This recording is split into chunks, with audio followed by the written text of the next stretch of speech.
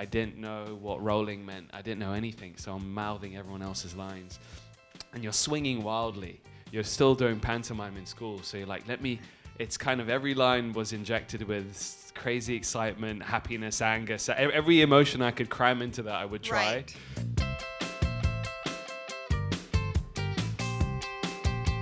And my first question about that, I'm going to start and then go back to the beginning, but you were emotional basically for what, an hour? There's like an hour of that movie where you're just crying, screaming, yelling, amazed. How did you keep kind of the frenzy of it? It's kind of quite the opposite, actually. Oh, okay. Yeah. It was the most exposing performance space I've ever been in, and to be still like that, it takes a great director to give you a confidence to be so still and so open. And so I said it wrong, I guess. So what you were being was open, not intent. Is that? Yeah. Unlike most of the stuff you've seen me do, a script like this, was what I've been searching for a really long time. There's meat to the bone. I'm not playing some goofy best friend or some funny sidekick or something like that. It's a really harrowing journey, and he's a very behind his charm, he's a very jaded young man who has a lot of guilt to bear. But so talk a little bit again about what is it? I'm just so curious, not being an actor, about that stillness. And I know, looking at Rooney Mara, I see, and I've seen her in many performances where she does that too. It's kind of like, or even I would say, if you've seen that Isabelle Huppert and Elle this season, if you've seen that kind of stillness with everything behind the eyes. Yeah, I mean, it was it started so I had to audition for this one really hard, actually. Yeah. And it's funny when your resume kind of works against you, and you're like, wait a minute, this is you become an obvious choice, and so you have to go in the room and prove yourself. And I put myself on tape when I was in LA, and then What did you tape a specific scene? I did three big scenes. There's a kind of argument with Lucy's Rooney's character, and a couple of other scenes, one or two which never made it to the film. And then I went and did a 6-hour audition just before I went to shoot. I was prepping for this film called The Man Who Knew Infinity. Right, with and Jeremy I've been Irons. working on this Indian accent for a long time. And then they call me and say, Garth wants to meet you next week. And I'm like, how am I going to do this? So I'm online searching and watching all these videos. That's, Saru does these live talks. And I went in and we spent 6 hours in the room together. And at 5.5 hours, Garth goes, before you go, I want you to roar. And I was like, you must be kidding. And he's like, no, I just want you to scream. I'm going to put some music on. And I want you to expel. What kind of music goes to this is the thing. So he goes, I want you to expel any sort of pain or anguish you're feeling. And I want you to just completely be free for me to mold you. And he's that kind of director that slowly breaks you down piece for piece and then builds you back together again. And he put on this song, and it's actually a soundtrack from Babel by a composer called Gustavo Santaolalla. Something like that. Yeah, Very close. something like that. But it's called Deportation. It's a beautiful, stirring kind of strings tune. And I was listening to that on the way to the audition. And it was just this serendipity when he put it on. I was like, oh my God. And we went through this space, and he was kind of talking to me in the moment. Like you can feel your mother, you can see your brother in front of you, and we went through this whole journey together.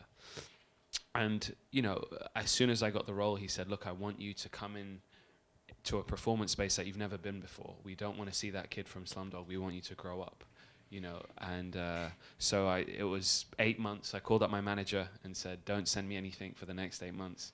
I want to fully commit every fiber of my being to getting this journey right, because I don't get roles like this.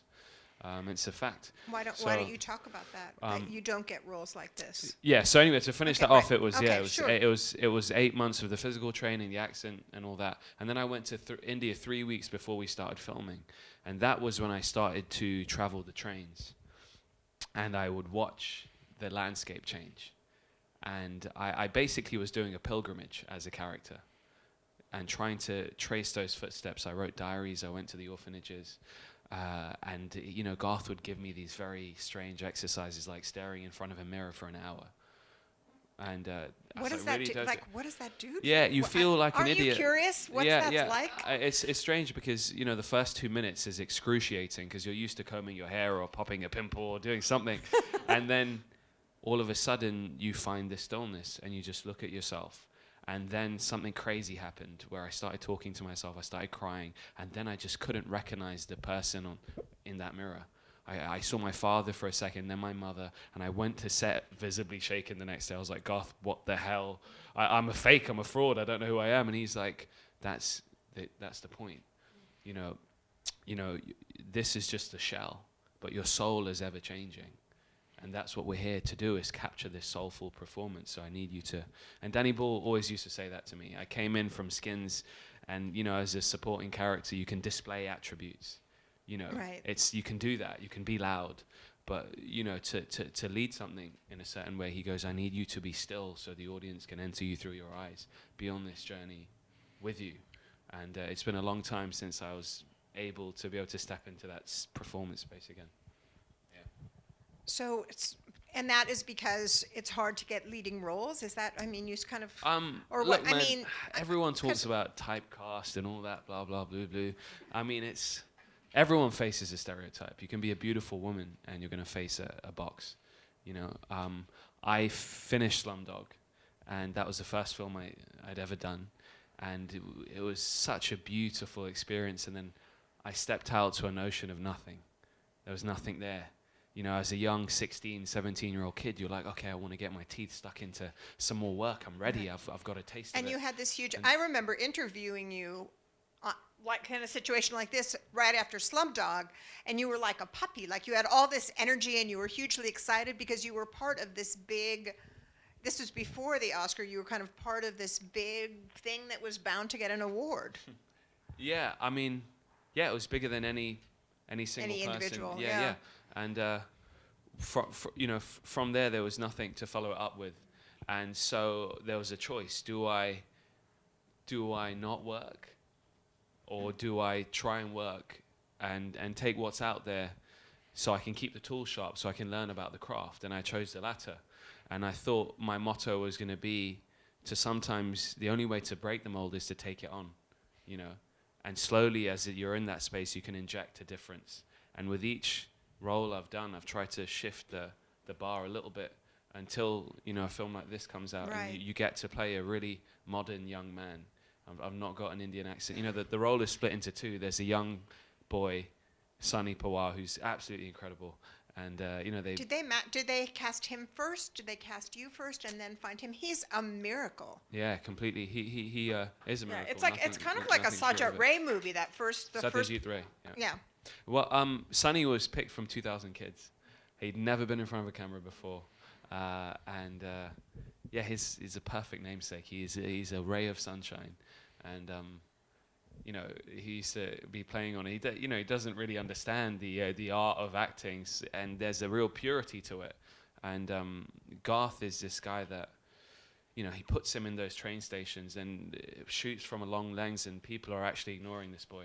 He's screaming for his mother as we see it, and commuters are just brushing past him, and he was great, But sorry, what was the question? That's fine. I'm curious. We'll just kind of roll. Yeah, he would. It was funny. Did they match you? The question, I believe, was, did they match you? Did they hire him first, or you first, or how? I got hired first, and then I went to India, and I saw him doing. He play hide and seek with like 30 kids from the streets that they'd found, and it's to find this sort of playfulness and energy, a light. And Sunny really possesses that, and he's actually, to be able to grasp such adult situations, to wrap your head around that. And also, hats off to the two actors he's in the ring with, Priyanka Bose and Abhishek. They actually have been in front of a camera before, and they set the atmosphere so that he can play in it. So that's very important to recognize, and Garth would do things with the DOP to leave the camera running. So he'd call cut, and they would keep it recording, and that's when Sunny's like... And he would lie on his brother's shoulder, and that's it. That's the moment right there. Right, that's so sweet, yeah. Yeah. So they'll do things like that. I think people assume, I don't know, maybe people don't assume that you'd been to India before, that your parents were from they're what, Gujarati? Is that what their background Gujarat. is? Yeah, they were born in East Nairobi. Right. And So my heritage goes back to India, to Gujarat. right. But when did you first go? I went when I was a really small child. I didn't remember much except for I didn't have my bloody Game Boy, and none of the kids would talk to me. And it was just some family wedding. Right. It's just, Indian weddings, they just go on forever. It's Groundhog Day. We've seen monsoon weddings. We've seen that, Yeah. And then I went consciously for Slumdog. And I was the kind of kid who suppressed a lot of my Indian roots to fit in England. Where I went to school, I did everything to be like everyone else. And I suppressed that cultural heritage as much as I could. And then going there, all those, not to get, all those things. The school I went to, you'd get bullied. They'd call you a freshie, fresh off the boat, this, that, blah, blah, blue. Right. You're a kid, you don't understand, those kind of things. And then when I went to shoot Slumdog, it was that light bulb moment. And all those preconceived conceptions I had about the country, as soon as I landed, I had to audition for the lead girl. And there was 15 of the most stunning women that came in through the door. I'm this 16-year-old dude wearing my Nike T-shirt, big floppy out ears. And the log line is, she has to be worth the struggle he's going to go through to get her. That's it. That's what the log line was. Right. And they just came in, these girls in their torn jeans, listening to Led Zeppelin. And I'm like, what? This is crazy. This is not they're what you cooler than thought. I am. Right. Yeah. And Which might not have been too hard. yeah, no, it started a real fascination. Yeah. At 16. into I'm just teasing you. Pardon me. Yeah. And I've done 5 films since there, so I really like it. And then when you went, so you've done 5 films because you did all of the Marigold hotels, but gosh, you do keep going back. Yeah. When I was little, we lived in Gujarat. That's why I asked. Oh, yeah. Whereabouts? In beyond Baroda, in Okay. Valavijanagar, Gujarat, India. That's what I remember because I was a little kid, so I have it like a poem in my head. My dad had a Fulbright. So anyway, I just want to know. Enough about me. Now it's my turn to blush. You were blushing before because you didn't want them to show skins. Oh man. It must be kind of hard. Is it hard to see yourself transforming over Look, time? I got plucked. My mum saw an audition in the Metro newspaper. Pardon me? Yeah. Oh yeah, I know. Yeah. So that's how I got in Skins, queuing up outside the National Youth Theatre, and there's all these kids doing their vocal warm-ups, and I'm there bunking a day off school with my mum, and I was like, what are we doing, And But she saw it the in first you? day on set, I was like Sonny, I didn't know what a boom mic was. I didn't know what rolling meant. I didn't know anything, so I'm mouthing everyone else's lines, and you're swinging wildly. You're still doing pantomime in school, so you're like, it's kind of every line was injected with crazy excitement, happiness, anger. So every emotion I could cram into that, I would try. Right. And it was great because a lot of us were in the same situation, and there were some great actors like Nick Holt and Joe Dempsey who we all looked up to had done it. And they led us, but we were all friends. It was lovely. I'm curious because you've really acted with all of these great people. If you look at all the best exotic Marigold Hotel, if you look, can you talk about the lessons, Jeremy Irons and The Man Who Knew Infinity, what lessons you've learned along the way from your coworkers? Yeah, the main thing is, to remain curious. Like you do those Marigold films, and we're in the sweltering heat of Rajasthan. It's really brutal, and Judy, Maggie, they're always asking questions. They have such a great sense of humor. The second one was the biggest joy for me because I'm completely. There's no sense of personal space with Richard Gere. I just could get to be all over this dude, and he's got these tendencies with this character, and I really enjoyed just touching this silver fox, and the Pretty Woman theme tune's playing in my head every time he walks on set. But he's not really like that. No, he's cool. He's really cool, Uh-huh. and my mum came and she would spy on him because he would meditate every morning from his. We're in this big property staying, right. and she's like, "Mum, what are you doing?" She's like, "Richard." And, he's doing his hippie stuff, and I got to spend the whole film with Maggie, and Maggie is just a beautiful creature. She gets a tough rep. Everyone, and I went does. on terrified. Yeah, there's story Downton Abbey, blah blah. I met her, and I play the most hyperactive creature known to man in that film. Right. Even in between takes, I take that on, and I'm You're like a kid bouncing. with Tourette's. I'm like, woo! And Maggie,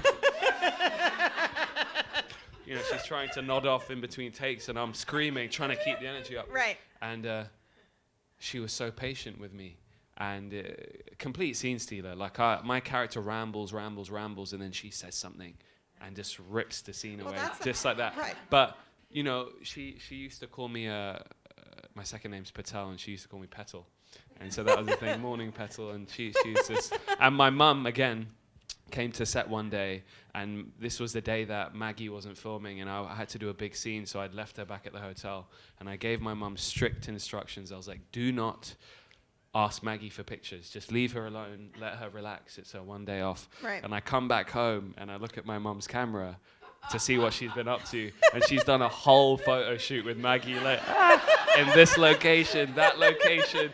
And I went to set the next day. I'm like, Maggie, I'm so sorry. She's like, shut up, your mum's lovely. And I was like, oh, thanks. She's seriously. And so let's go through the list. I mean, Judi Dench. You kind of feel like it's like the All Stars. Yeah, Judi Dench, those movies Bill are Nye, like you sit Tom there and you're Wilkinson. just like it's you're in this yummy setting. Yeah. In Rajasthan, and the hotel, the colors are beautiful, and then every actor is just like Yeah, they are. They're just. They're so effortless, man, and they're just so cool. They're awesome, and yeah, I don't know. I love the whole experience. You wake up in the morning and you see Maggie and Judy having tea, and peacocks running by, and you're just like, God, this is crazy. Is this actually happening? And you're doing these scenes, and I'm the guy that has to be this kind of awkward showman, and he has these really big dreams, but everything keeps going wrong all the time. And you go out and you see these faces, and they're all willing you on. They're all willing you on to go on, you can do it. And it's a really nice feeling. Because it is like, like a BBC All Stars, those things. Yeah. Is, and John Madden is just the most amazing director, Jude and Mags, and he's just, everything is just so, sounds lovely. And, then there's Jeremy Irons in Man Who Knew Infinity, and he's just the perfect technician of this art form. He is so incredible. I walked in when I first met him, and he's standing by the window, just caning the cigarettes. And he turns around, and you hear that voice, and I'm like, oh my God, it's Jeremy Irons. And he was in this green jumpsuit, like this kind of RAF jumpsuit. He just looks so gangster. You're cool, man. And I was pretending to read, but I learned all my lines because I didn't want to let him down. So I was pretending to look at my script, but I kept looking up at him, to see. And he's the kind of guy that is so aware of you walk into a scene and I'm worried about the accent. Is my makeup right? I'm going to be suffering from tuberculosis. And he comes in and he's like, what season is it? Okay, we should frost the windows, get set design in there. Okay, get costume to put some jackets over, start the fire. Let's get some equations on that blackboard. No. Can you just make them a bit worn out so it's like we've been working on it for a couple of hours? And you're like, wow, this guy really understands that we're in the business of moving pictures, and every frame needs to tell that story. He's really amazing. So it really is kind of your acting school has been one person after the next. Kind of, yeah. And what do you want to do next? I mean, let's talk more about this movie, because people didn't you just love this movie? Let's talk a little bit about what was hard about it, and what you were afraid of, and were there parts that you didn't think you could rise to? Yeah, I mean the Australian accent, they are very precious about that accent. You don't want to sound like Crocodile Dundee doing the movie. So. And Nicole helped you, right? I mean. Yeah, no, I mean. Do you have it? Are you pointing that someone there has it? So.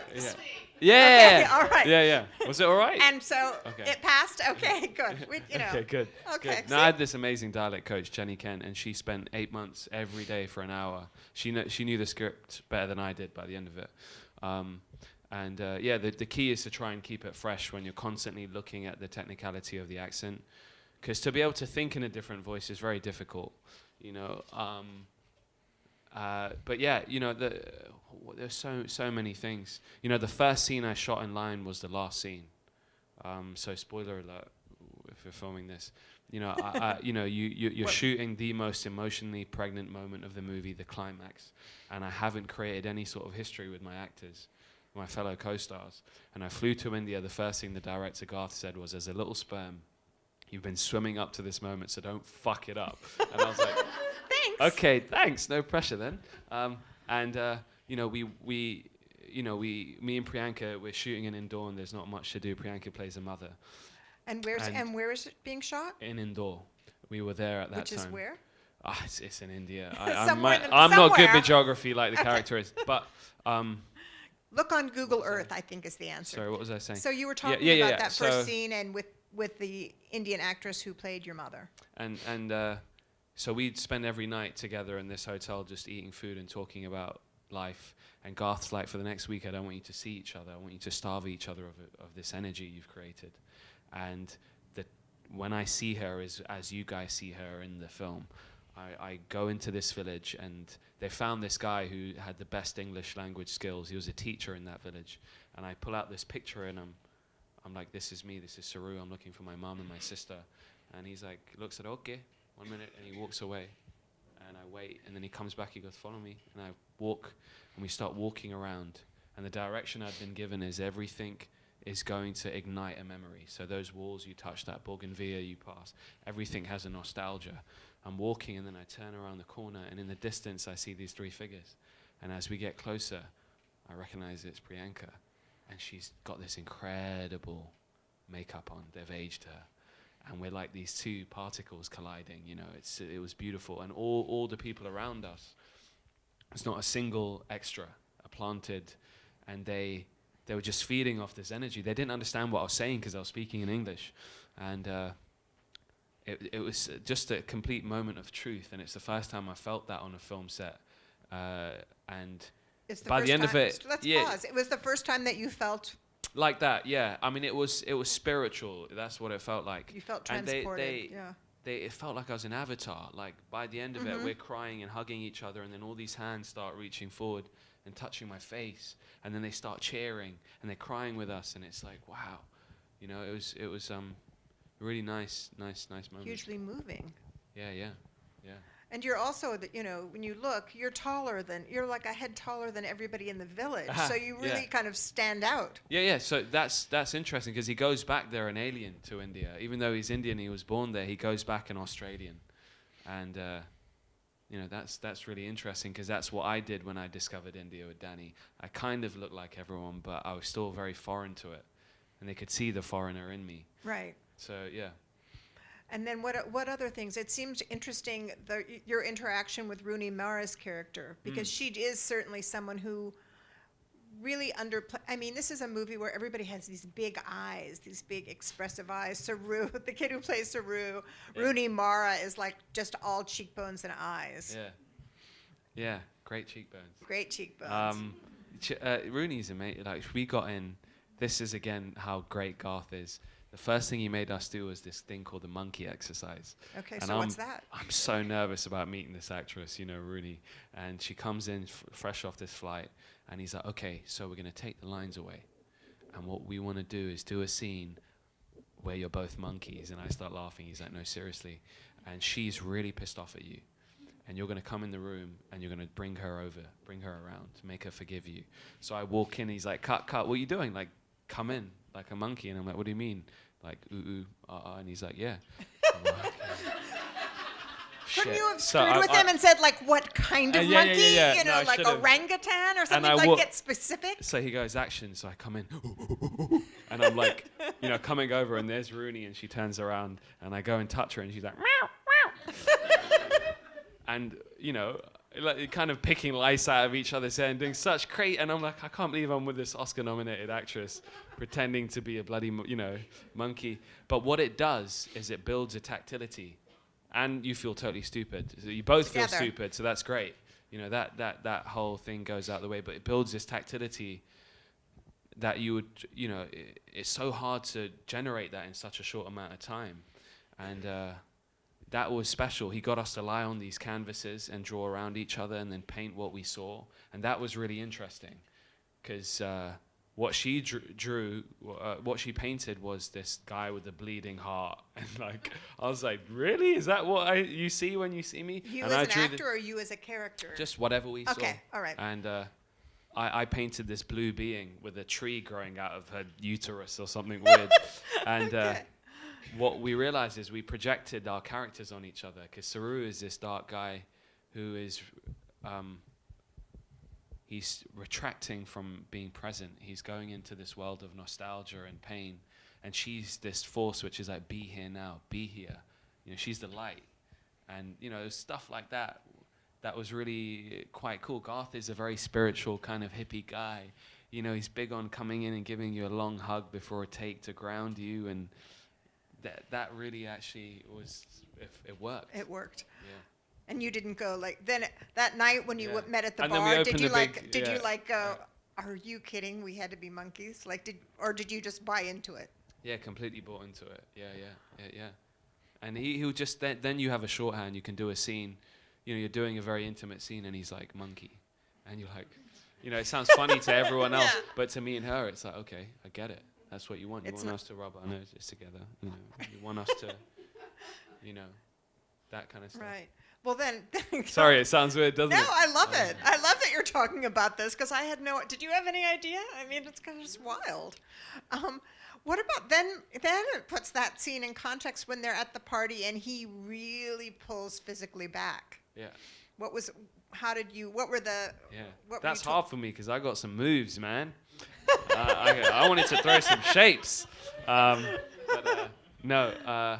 Yeah, it's exactly that moment where he can't be present. He can't do it no more. He's living this life and he still thinks his mother and son are searching those train tracks every day, and he can't play this game no more. And yeah, He's living in two places. Yeah.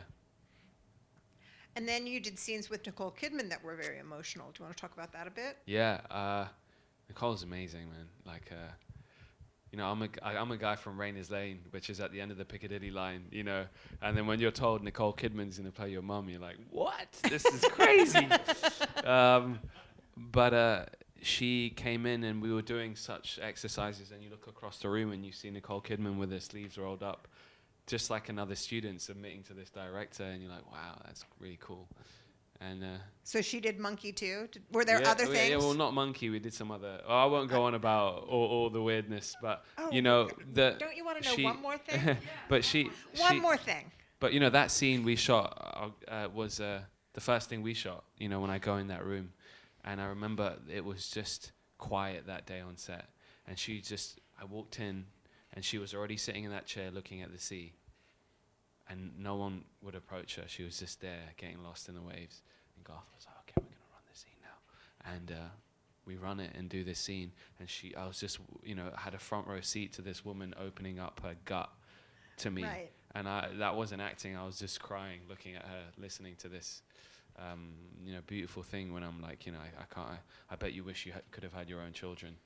Because they don't have a history, you know, they don't Right. bring baggage or something like that. And she goes on to tell me the story of why she adopted us. It was amazing. Yeah, and she's gutted. Yeah. And she's already kind of, because she's Yeah. depressed, so she's already kind of not going to bullshit you. Yeah. Okay, well, I have to say that it was wonderful to talk to you, Deb. Thank you for coming A and listening. fantastic film. So thank you so much. Thanks, guys.